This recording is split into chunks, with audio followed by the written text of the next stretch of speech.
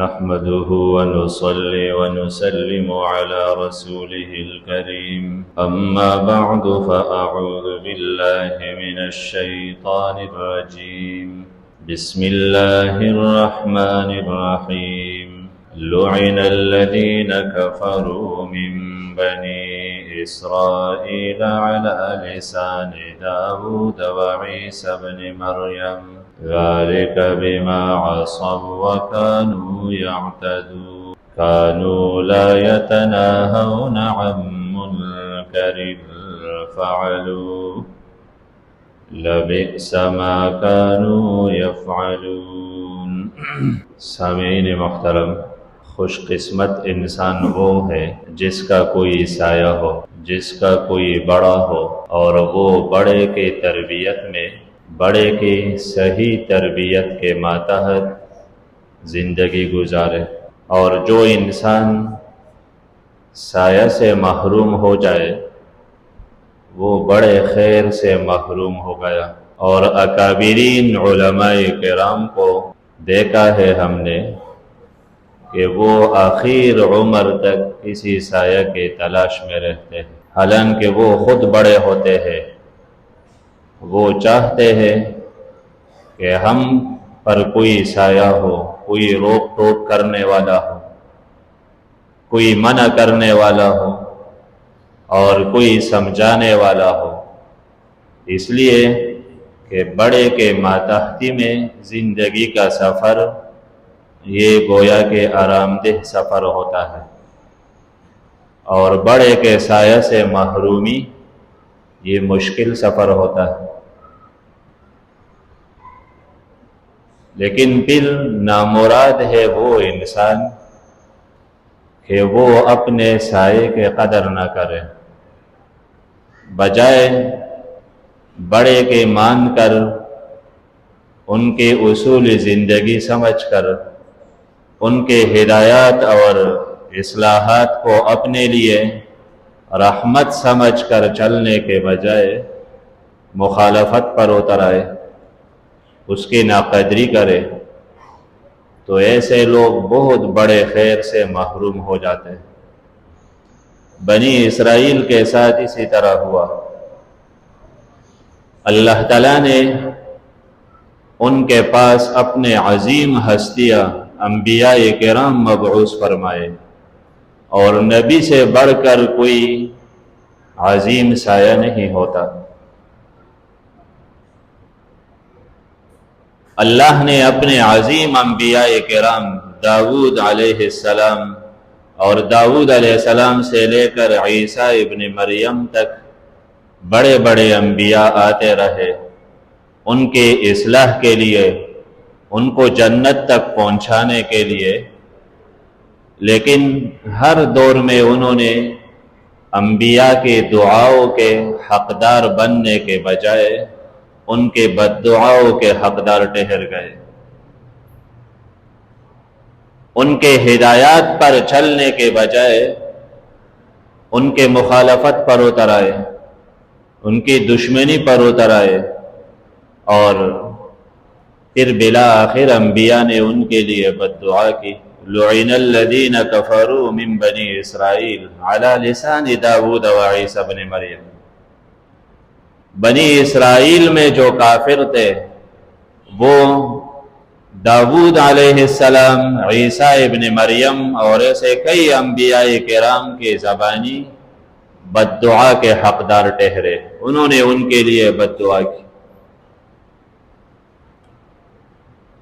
اور وہ انبیاء کو قتل کرنے تک گئے. اور انبیاء کے ورثہ علماء تھے تو صحیح علماء کو بھی قتل کرنے لگے. وَيَقْتُلُونَ الَّذِينَ يَأْمُرُونَ بِالْقِسْطِ مِنَ النَّاسِ.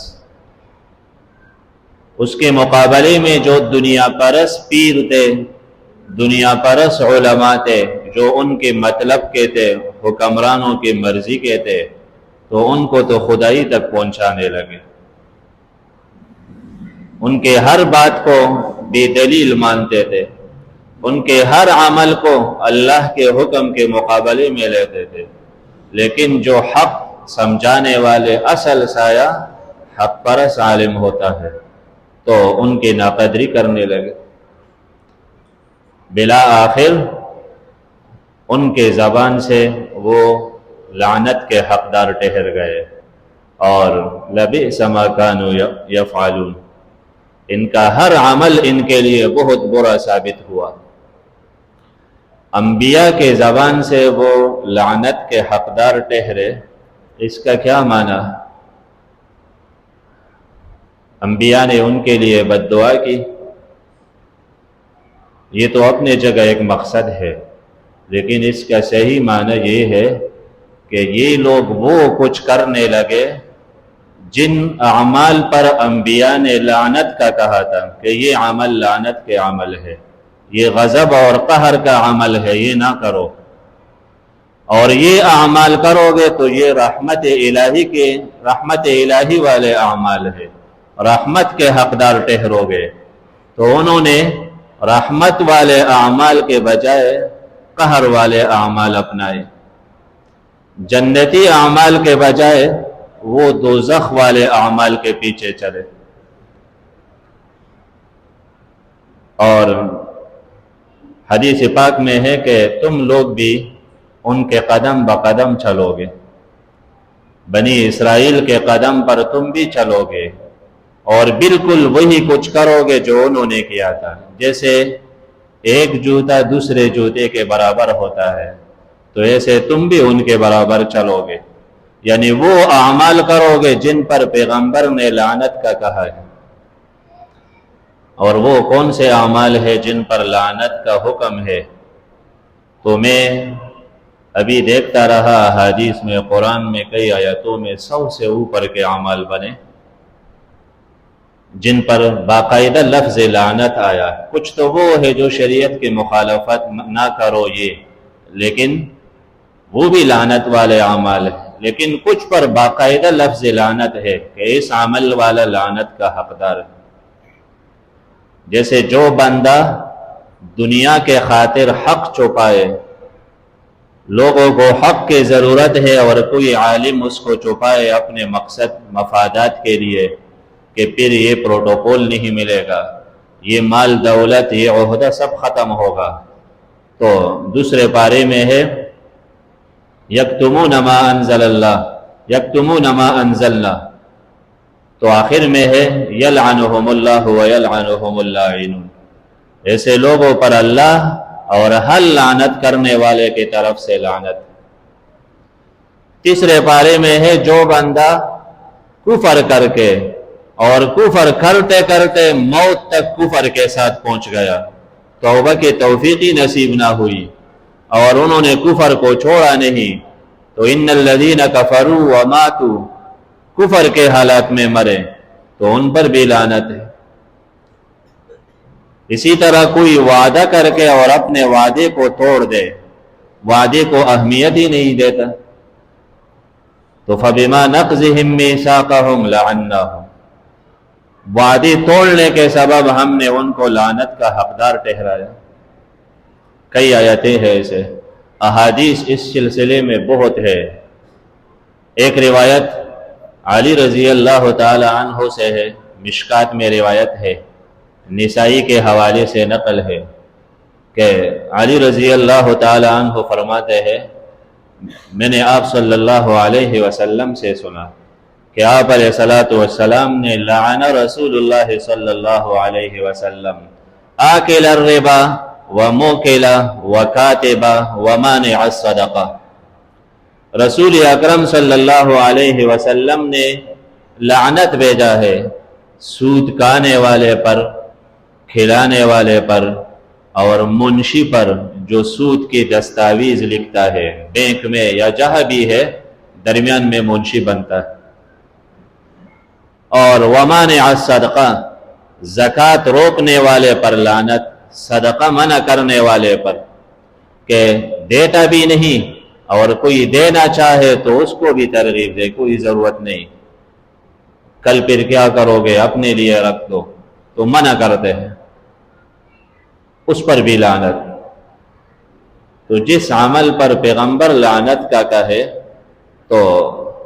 اس عمل سے بندہ ترقی نہیں پا سکتا۔ ملک کی ترقی سود میں کیسے ہو جس پر اللہ کے حبیب نے لعنت کا کہا۔ اور ایک طویل روایت ہے علی رضی اللہ تعالی عنہ سے کہ آپ صلی اللہ علیہ وسلم نے فرمایا المدینہ حرم ما بین عیر الى ثور۔ آپ علیہ السلام نے فرمایا جبل عیر سے لے کر جبل ثور تک مدینہ محترم ہے، یہ قابل احترام ہے، یہ تمام مقامات۔ من احدث فیہا حدثا او آوى فیہا محدثا فعلیہ لعنت اللہ والملائکۃ والناس اجمعین۔ جو بندہ مدینہ کے اندر شریعت کے خلاف کوئی عمل کرے، کوئی نیا بدعت ایجاد کرے، کوئی ظلم بغاوت کرے، یا مدینہ کی حدود میں کسی مبتدع کو، کسی نافرمان کو، کسی رافضی یا برے کو، کسی کافر کو پناہ دے، اس کو جگہ دے، تو اس پر اللہ تعالیٰ کے لعنت ہے، ملائک کے لعنت، تمام لوگوں کے لعنت۔ اور آگے حدیث میں ہے لا يقبل اللہ یوم القیامہ، اللہ اس بندے کا قیامت کے دن قبول نہیں کرے گا صرفا ولا عدلا، نہ اس کا کوئی فرض عبادت اور نہ نفلی عبادت، کوئی بھی اللہ قبول نہیں کرے۔ اور پھر فرمایا آپ علیہ السلام نے کہ المسلمون ذمتهم واحدہ، تمام مسلمانوں کا معاہدہ ایک ہے، یعنی اسلامی مملکت میں یہ حدود نہیں ہے کہ مشرق میں کوئی مسلمان کسی کو پناہ دے تو مغرب کے مسلمان پر اس معاہدے کے پاسداری لازم ہے۔ تمام مسلمان ایک ہے، اسلامی حدود یہ نہیں ہے کہ دوسرے ملک میں مسلمان پر ظلم ہے اور آپ کا ہے یہ ہمارا خارجی پالیسی نہیں ہے، یہ تو اس سے باہر ہے، تو تم شیطان ہو، پھر تمہارا خارجی پالیسی پیغمبر کے پالیسی کے خلاف ہے۔ تو کوئی مشرق میں ہو یا مغرب میں ہو، سب کے معاملات ایک ہیں، تمام مسلمانوں کے، اور جہاں مسلمان کو تکلیف ہے دوسرے پر اس کے مدد فرض ہے، جہاں مسلمان کسی کو امن دے تو باقی دنیا کے مسلمانوں پر اس امن کے پاسداری لازم ہے۔ اور اس حدیث کے آخر میں ہے کہ من ادعا الی غیر ابیہ او ینتمی الی غیر موالیہ، کہ جو بندہ باپ کے سوا کسی اور کے طرف اپنا نسبت کرتا ہے، یعنی میرا باپ فلاں ہے اور نسبت دوسرے کے طرف کر دے، شناختی کارڈ میں اکثر دوسرے کا نام لکھتے ہیں، یا اکثر لوگ بچے رہتے ہیں دوسرے کو، یا نسب بدل لیتا ہے، تو بچہ جس کا ہے نسبت اسی کے طرف کرو گے، دوسرے کا نام لکھوانا، یا بیٹا ایک کا ہے اور آپ اس کو دوسرے کا بیٹا کہلوائے۔ اسی طرح جس نے آپ کو آزاد کیا ہے غلامی سے اور آپ پھر یہ کہے کہ نہیں یہ میرا آزاد کرنے والا نہیں دوسرا ہے، اس سے اپنا نسبت کاٹ دے، تو حدیث میں ہے اس بندے پر بھی اللہ کا لعنت ہے، ملائک کا بھی اور تمام لوگوں کے لعنت، کہ اس نے اپنے منعمین کو بدل دیا جن کے احسانات ہیں ان پر۔ تو ایسے بہت سے اعمال ہیں احادیث میں، قرآن میں، جن پر آپ علیہ السلام کے مبارک زبان سے لعنت کے الفاظ وارد ہے، اور جس پر نبی لعنت بھیجے، بد دعا کرے جس عمل پر، اس عمل میں خیر تلاش کرنا یہ گدھے سے زیادہ بیوقوفی کی نشانی ہے۔ یعنی وہ اتنا بھی نہیں سمجھتا کہ تیرا خیر خواہ پیغمبر جس عمل کو لعنت والا عمل قرار دے تو آپ کو اس میں سکون کیسے ملے گا۔ اللہ تعالی ہمارا حبیب